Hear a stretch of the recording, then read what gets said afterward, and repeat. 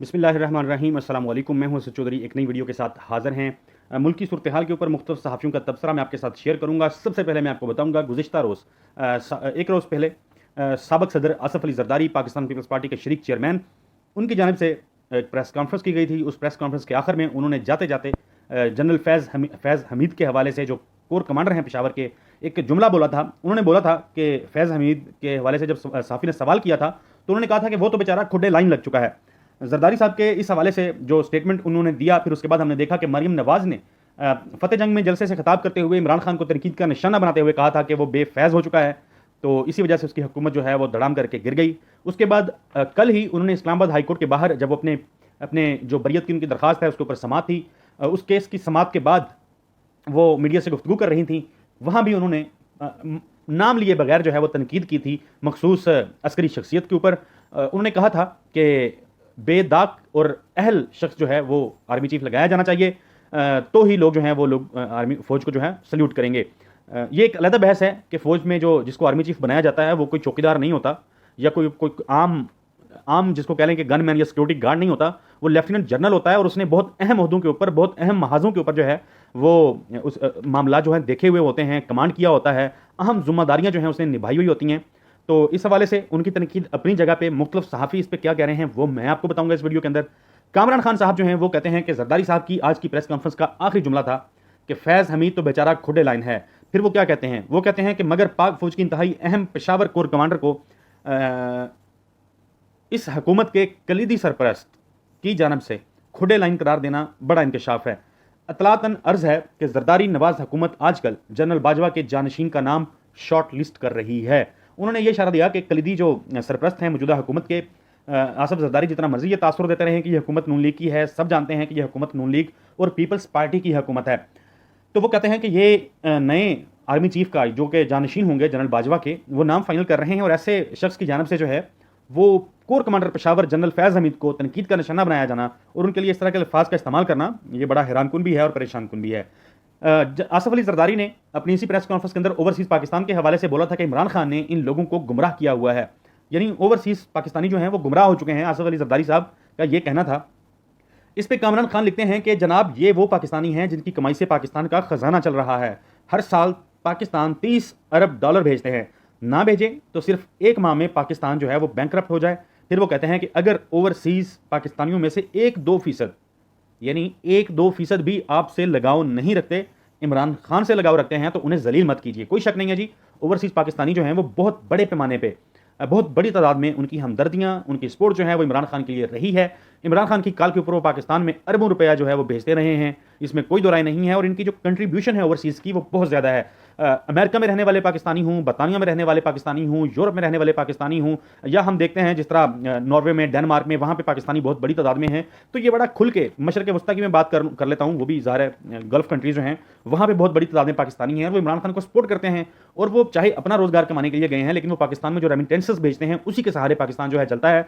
कामरान खान साहब ने 30 अरब डॉलर लिखा है, लेकिन इसकी जो एक्चुअल अमाउंट है वो तो शायद सालाना 32-33 अरब डॉलर के करीब पहुंच चुकी है। ये ना पैसे भेजें तो पाकिस्तान दिवालिया हो जाए, इसमें कोई दुराई है ही नहीं, क्योंकि हम 5-5 अरब डॉलर जो है वो उसकी भीख मांगने के लिए जो है पता नहीं कौन कौन सी चीज़ें दाव पे लगाते हैं।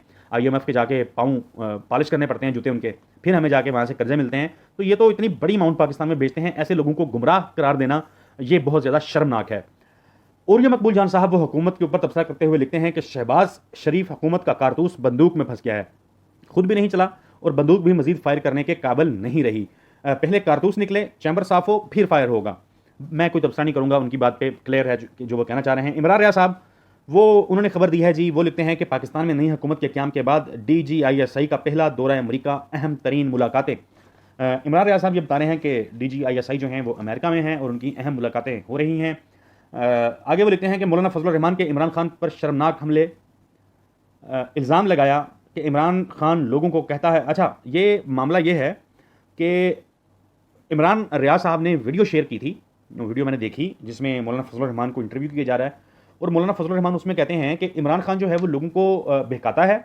इमरान खान लोगों को कहता है कि अल्लाह के बाद बस मैं ही हूँ, और उसमें माज़अल्लाह कि इमरान खान कहता है कि शब कदर जो है वो देखने की आप लोगों को ज़रूरत नहीं है, आप लोग मुझे देख लो। और साथ कहा कि अल्लाह के बाद जो है वो अपना जिक्र करता है, किसी नबी का जिक्र नहीं करता। ये बड़ा शर्मनाक इल्ज़ाम है जो मौलाना फजल रहमान की जानब से लगाया जाता है। इमरान खान ने कभी ऐसा नहीं कहा, और ख़ास तौर पे आज भी जब उन्होंने अटक में जलसे से खिताब किया इमरान खान ने, तो नबी पाक सल्लल्लाहु अलैहि वसल्लम के हवाले से उसमें उन्होंने बात की, और फिर इंटरनेशनल फोरम्स के ऊपर इस्लामोफोबिया के साथ साथ नामूस रसालत पे जितना वाज़े और खुल के, जितनी बुलंद और मजबूत आवाज़ इमरान खान की है, शायद मौलाना फजल रहमान अपनी पूरी ज़िंदगी में इस हवाले से आवाज़ ना उठा सके हों। तो इसलिए मौलाना फजल रहमान बहुत काबिल एहतराम हैं, मजहबी शख्सियत हैं, आलिम दीन भी हैं, इमामत भी करते हैं, नमाज पढ़ाते हैं, कुरान जानते हैं, पता है उनको सारा। तो वो कम से कम वो इमरान खान के ऊपर इस तरह के अपनी सियासत के अंदर इस तरह के घटिया और नीच किस्म के इल्ज़ामात उनको नहीं लगाने चाहिए।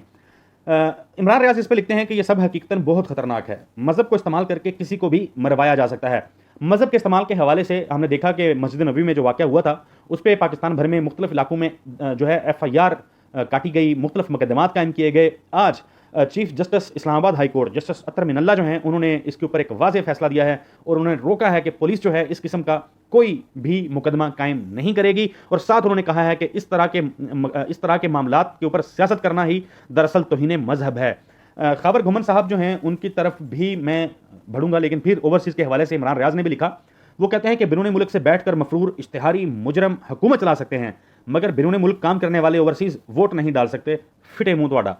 बात सही है। अगर ओवरसीज जो हैं वो पाकिस्तान पैसा भेजें, वो 33 अरब डॉलर 32 अरब डॉलर आपको दें, आपकी मईशत चलाएं, आप नवाज शरीफ साहब जो हैं वो बरतानिया में बैठ के वज़ीर आज़म पाकिस्तान को तलब करें, उन्हें सवाल जवाब करें, उन्हें सलाह मशवरे दें, हिकमत अमली वहाँ बैठ के बनाएं, पाकिस्तान की हुकूमत लंदन से चलाने की कोशिश की जाए, ये सब कुछ ठीक है। लेकिन वो ओवरसीज पाकिस्तानी जो पाकिस्तान में पैसा भेजते हैं, ना कि पाकिस्तान से पैसा चोरी करके लेके जाते हैं, पाकिस्तान में पैसा भेजते हैं, तो उनको वोट का हक क्यों नहीं मिलता? वो पाकिस्तान में हुकूमत बनाने के हवाले से अपना किरदार क्यों अदा नहीं कर सकते? क्योंकि इतना पैसा तो वो भेज रहे हैं पाकिस्तान में जितना IMF या कोई दूसरा अदारा या मुल्क पाकिस्तान को नहीं देता।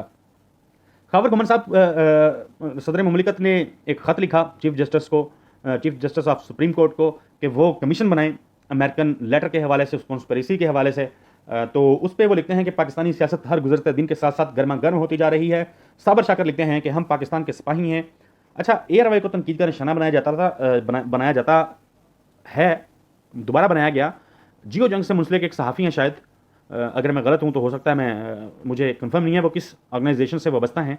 उन्होंने कोई गोलियाँ शोलियाँ मारने की बात की, तो उस पर साबर शाकर हैं, वो लिखते हैं कि हम पाकिस्तान के सिपाही हैं, अगर एजेंट होते तो कब के मुजरम को महरम बनाकर वो कहते हैं कि गले लगा चुके होते, और तवाइफ की तरह नोटों की दथियां उठाकर कोठा तब्दील कर चुके होते। रही बात ज़िंदगी की, तो वो अल्लाह की अमान में है, वो जब चाहेगा अपने पास अब्दी ज़िंदगी के लिए बुला लेगा। हम वो कहते हैं कि हाबील बनेंगे, काबिल नहीं। वो कहते हैं कि जालिम रुस्वा होता है।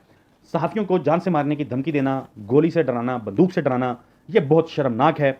और हमने देखा तो यही है कि इस तरह की धमकियाँ, इस तरह की शर्मंगेजियाँ जो हैं वो किसी को भी दबा नहीं सकती, बल्कि जब सहाफ़ियों को इतना दबाया जाता है तो फिर वो, मैं समझता हूँ कि वो ज़्यादा मजबूती के साथ जो है वो उभर के दोबारा सामने आते हैं। साबर शाकर लिखते हैं कि मिसाक मईशत करने वाली पूरी कंपनी इक़्तिदार में है, लेकिन मईशत का सत्यानाश हो चुका है। नहरू में से पानी गायब है, बिजली गायब है, डीजल गायब है, डॉलर बेकाबू है, स्टॉक एक्सचेंज क्रैश हो चुकी है, महंगाई अरूज पे है। अपना तारफ भिखारी के तौर पर आने से पहले ही करवा दिया था, इसलिए कोई भीख देने के लिए भी तैयार नहीं है। ये थी मेरी अब तक की वीडियो। अगली वीडियो तक के लिए मुझे इजाज़त दीजिए। अल्लाह हाफिज़।